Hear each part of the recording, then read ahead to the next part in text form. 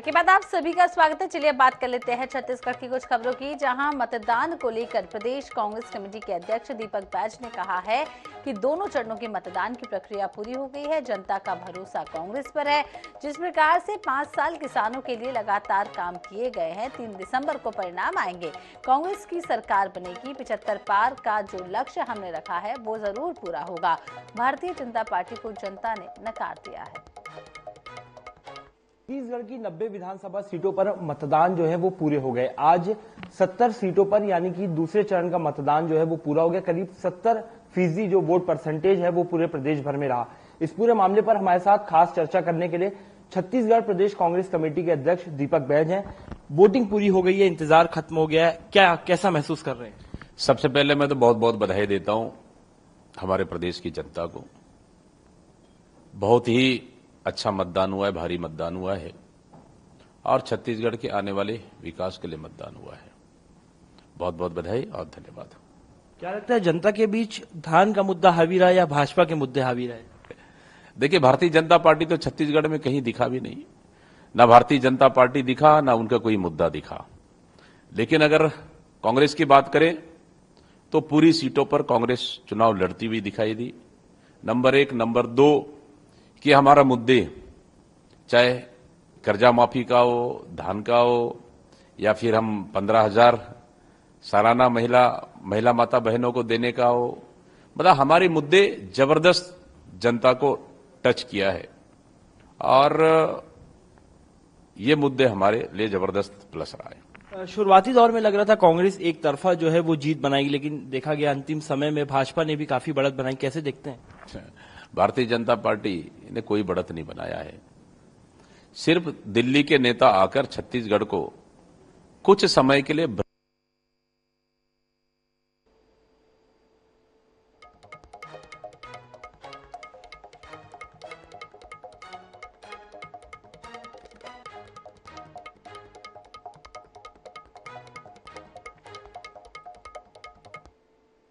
इधर छत्तीसगढ़ में शुक्रवार को दूसरे चरण को लेकर मतदान में उत्साह देखा गया है। वहीं मुंगेली जिले के करही ग्राम पंचायत में बने आदर्श मतदान केंद्र में कलेक्टर राहुल देव और एसपी चंद्रमोहन सिंह पहुंचे और मतदाताओं से बातचीत की।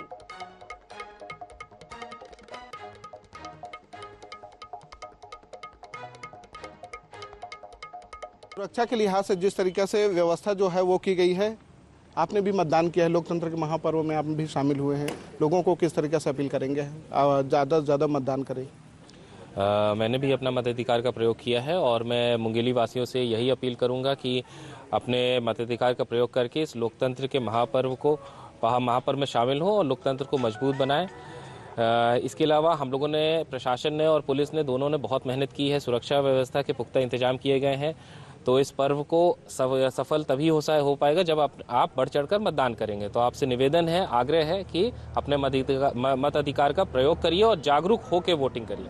चलिए, तो जागरूक होकर मतदान करने की अपील जो है वो दोनों प्रशासनिक अधिकारियों ने की है। साफ तौर पे कही जाए तो आप INS 24 भी आप लोगों से सभी से अपील करते हैं कि सारे काम को छोड़कर अपने मतों का जो है वो प्रयोग करें और इस लोकतंत्र के महापर्व पर अपनी सहभागिता जरूर दिखाएं। कैमरामैन नईम खान के साथ सैयद वाजिद, INH न्यूज, मुंगेली।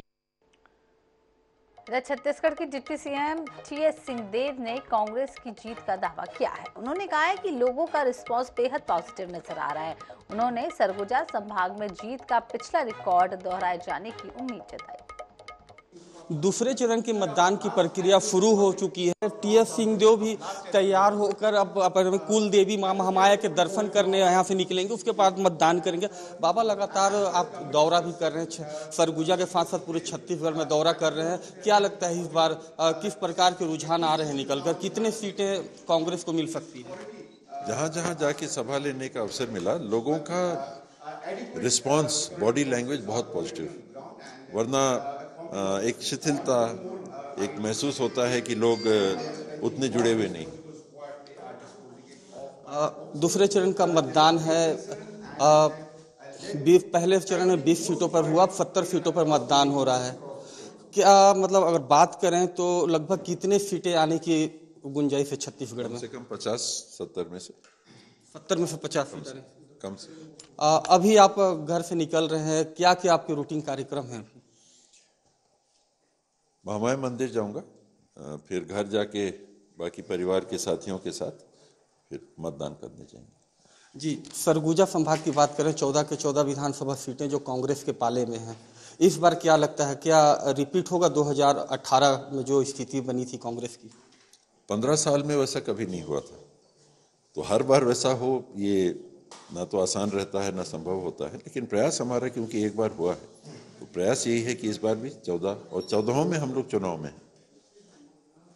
कई बार लगता है कि नहीं ये सीट तो हार रहे, वैसे ये 14 सीट में स्थिति नहीं है। 14 सीट में कांग्रेस जीतने की संभावना के साथ खड़ी। 2 घंटे मतदान के बीत चुके हैं, सुबह 8 बजे से मतदान शुरू हो गई है, लगभग 9% मतदान हो चुके हैं। क्या लगता है, क्या रुझान अभी आप तक पहुंच रहे हैं, क्या स्थिति है?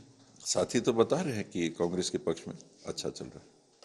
तो ये हमारे साथ टी.एस. सिंहदेव थे। अभी यहाँ से निकलकर मां महामाया अपनी कुल देवी के दर्शन करेंगे और उसके बाद फिर परिवार के साथ वो मतदान केंद्र पहुंचेंगे, जहां वो अपना मतदान देंगे और उन्हें आश्वस्त हैं कि इस बार 70 में से वो 50 सीट जीतने की ओर हैं।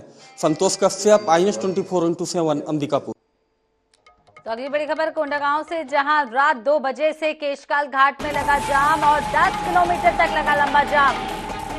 दादरगढ़ से केशकाल तक लगा लंबा जाम और सैकड़ों वाहन उस जाम में फंसे रहे। तो 10 किलोमीटर तक ये लंबा जाम आपको बता दें कल लगा है और दादरगढ़ से केशकाल तक ये लंबा जाम लगा है। बड़ी खबर आपको बता दें, रात 2 बजे से अभी तक ये जाम लगा हुआ है और 10 किलोमीटर तक का ये लंबा जाम बताया जा रहा है। तो बड़ी खबर आपको केशकाल से बता रहे हैं, दादरगढ़ से केशकाल तक ये लंबा जाम लगा हुआ है। तस्वीरें आप देख सकते हैं, यहाँ पर लाइन से ट्रक लगे हुए हैं, ट्रकों की वजह से जाम लग गया है, गाड़ियों में की आवाजाही पूरी तरीके से रुक गई है और काफी लंबा ये जाम बताया जा रहा है। 10 किलोमीटर का लंबा जाम रात 2 बजे से केशकाल घाट पर लगा हुआ है और लोगों को रात भर से दिक्कतों का सामना करना पड़ रहा है। तस्वीरें आप देखिए, बेहद लंबा ये जाम बताया जा रहा है, जहां ढेर सारे ट्रक एक के पीछे एक लगे हुए नजर आ रहे हैं। कोंडागांव से तस्वीरें आपको बता रहे हैं, जहां दादरगढ़ से लेकर केशकाल तक ये लंबा जाम लगा हुआ है और रात 2 बजे से लेकर केशकाल घाट है जो वहां पर ये जाम लगा है। 10 किलोमीटर लंबा ये जाम बताया जा रहा है।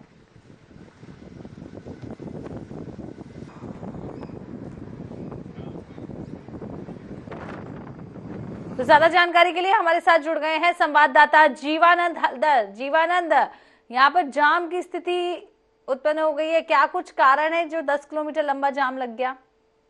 जी देखिए, ये बस्तर का लाइफ लाइन कहा जाने वाली NH 30 जो केशकाल घाटी है, इनकी इस समय जो उसके जो सड़कें जो है वो खड़ा हुआ है, वो खराब हो चुका है, गड्ढे बन चुके हैं। यही कारण है कि जो भी गाड़ी अब रात के समय चलती है तो वहाँ वो फंस जाती है और यही कारण है कि लंबे समय से ये जाम की स्थिति बनी रहती है। जो कल देर रात यानी रात के 2 बजे से लेकर अब तक के लंबी जो जाम लगी हुई है, सैकड़ों के तादाद में जो है वो ट्रकें फंसी हुई है, छोटे वाहनें फंसी हुई है। करीबन 8 से 9 घंटा बीतने जा रहे हैं, अब तक के वो जाम खुली नहीं है। हालांकि पुलिस विभाग के लोग इस जाम को हटाने के लिए कोशिश कर रहे हैं, लेकिन ये जाम अब तक के नहीं हटी है। दूसरी बात यह है कि ये जो नेशनल हाईवे 30 के जो केशकाल घाटी है, ये बीच बीच में यहाँ पे NH द्वारा जो मरम्मत कार्य किया जाता है, कहीं ना कहीं गुणवत्ताहीन है और यही कारण है कि 2 दिन का जब मरम्मत होती है, तीसरे दिन में रोड फिर उखाड़ जाते हैं। तो इनके जरूरी है कि क्योंकि बस्तर का लाइफलाइन है, अगर इस प्रकार की जाम लगती है तो लोगों के जो दूर दराज जाने वाले जो व्यक्ति है, जिसको रायपुर राजधानी में अपने उपचार के लिए जाना होता है या अपने दूसरे जगह जाने होता है, तो ऐसे लोगों के लिए बेहद परेशानी का सबब बन जाता है। तो ये जो नजारा है, ये प्रशासन शासन को संज्ञान लेना चाहिए ताकि इस प्रकार जाम की स्थिति ना बने। फिलहाल अभी भी जाम लगी हुई है और पुलिस प्रशासन इसे जाम को खाली करने के लिए प्रयास कर रहे हैं। जी बहुत बहुत शुक्रिया तमाम जानकारी देने के लिए। लोरमी में शुक्रवार को मतदान के दौरान डमी EVM मशीन को लेकर भाजपा प्रत्याशी अरुण साव और JCCJ के प्रत्याशी सागर सिंह बेस में बहस हो गई है। दरअसल पोलिंग बूथ से 100 मीटर के अंदर डमी ईवीएम मशीन के सहारे मतदाताओं को जानकारी दी जा रही थी, जिसको लेकर विवाद हो गया है। रिटर्निंग ऑफिसर ने मामले में दखल देकर दोनों पक्षों को शांत कराया। वहीं डमी ईवीएम के साथ डेमो देने पर भी रोक लगा दी।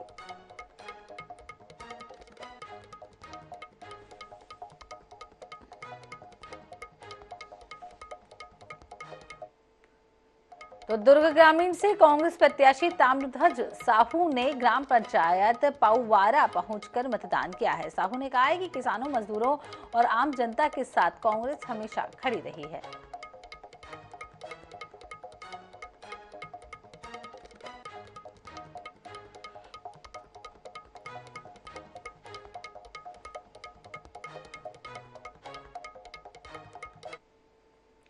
इधर भरतपुर सोनहत से भाजपा प्रत्याशी रेणुका सिंह परिवार समेत परशुरामपुर मतदान केंद्र पहुंची, जहां उन्होंने अपने मत का इस्तेमाल किया। उन्होंने कहा है कि जनता बदलाव चाहती है और प्रदेश में भाजपा की सरकार बन रही है। रेणुका सिंह ने कहा है कि कांग्रेस के सीएम और डिप्टी सीएम भी अपनी सीट नहीं बचा पाएंगे।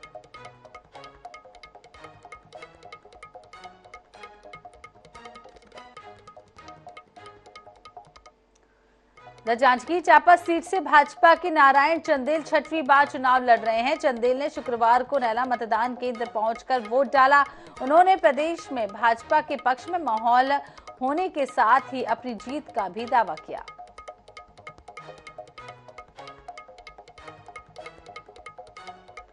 पर्व जो है वो आज है, सुबह से मतदान शुरू हुआ है। हमारे साथ नारायण चंदेल जी हैं जो भाजपा से प्रत्याशी हैं। उन्होंने अपने केंद्र में पहला मत डाला है। हमारे साथ है, सीधे उनसे चर्चा करते हो, जानते हैं क्या कहेंगे। आज जो है मतदान हो रहा है, आपने पहला वोट डाला, किस तरह से इस लोकतंत्र के महापर्व को आप देखते हैं? ये आज प्रजातंत्र का महापर्व है, लोकतंत्र का उत्सव है। मैं सबसे पहले तो सभी मतदाता भाइयों और बहनों से अत्यंत विनम्रता से आग्रह और अपील करता हूं कि अपने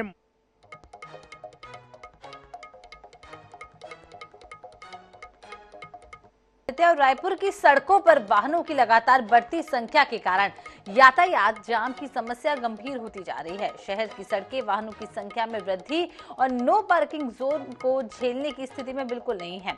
वाहन पार्क होने से बिगड़ रही यातायात व्यवस्था को सुधारने के लिए यातायात पुलिस ने सख्ती बरतने की बात कही है।